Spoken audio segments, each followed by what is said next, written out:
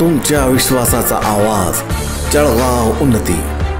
जनसामान्याचे प्रश्न, न्यायासाठी लढणाऱ्या मजलुमांचे हित। आम्ही नेहमीच तुमच्या सोबत। सत्याला वाचा फोडणारी बातमी, जलद आणि अचूक माहिती मिळवण्यासाठी जळगाव उन्नती न्यूजवर रहा अपडेट।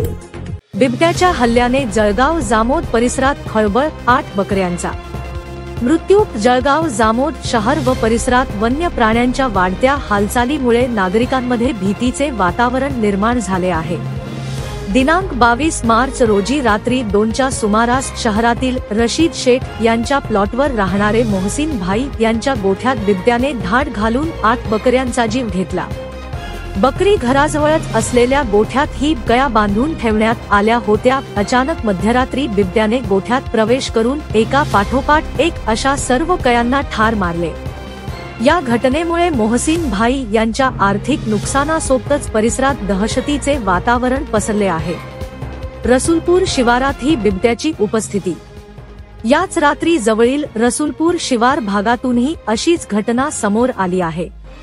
तेथील काही शेतकऱ्यांच्या बकऱ्यांवरही बिबट्याने हल्ला केल्याचे सांगितले जात आहे। एका रात्रीत 2 वेगवेगळ्या ठिकाणी बिबट्याचे दर्शन झाल्यामुळे ग्रामस्थांमध्ये भीती वाढली असून वन्य प्राण्यांचा बंदोबस्त केल्यास मोठे संकट निर्माण होण्याची भीती व्यक्त होत आहे।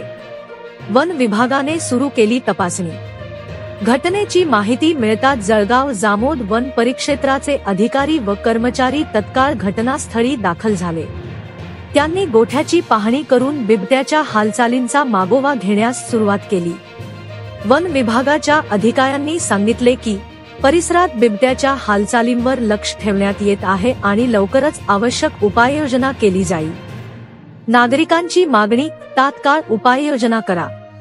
घटनेनंतर परिसरातील नागरिकांनी वन विभागाकडे तात्काळ बिबट्याचा बंदोबस्त करण्याची मागणी केली आहे। बिबट्याच्या दहशतीमुळे नागरिक आपली जनावरे सुरक्षित कशी ठेवावी याबाबत चिंतेत आहेत। तसेच शाळकरी मुले आणि महिला रात्रीच्या वेळी घराबाहेर जाण्यास घाबरत आहेत।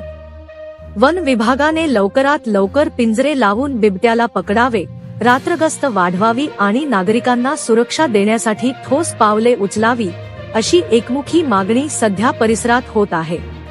वन्य प्राण्यांचा वाढता वावर एक गंभीर इशारा। जळगाव जामोद परिसरातील ही घटना केवळ एक इशारा आहे की जंगल आणि मानवी वस्त्यांमधील सीमारेषा हळूहळू पुसट होत चालली आहे। वन्य प्राण्यांच्या नैसर्गिक अधिवासात होत असलेले बदल आणि वाढती शहरीकरणाची प्रक्रिया यामुळे अशा घटना वारंवार घडत आहेत। सरकार आणि वन विभाग यांनी याकडे गांभीर्याने लक्ष देऊन दीर्घकालीन उपाययोजना राबविणे अत्यंत आवश्यक आहे, अन्यथा अशा घटना भविष्यात अधिक गंभीर रूप घेऊ शकतात। जळगाव उन्नती न्यूज चॅनलसाठी सौ सरला राजेंद्र ससाणे यांची बातमी।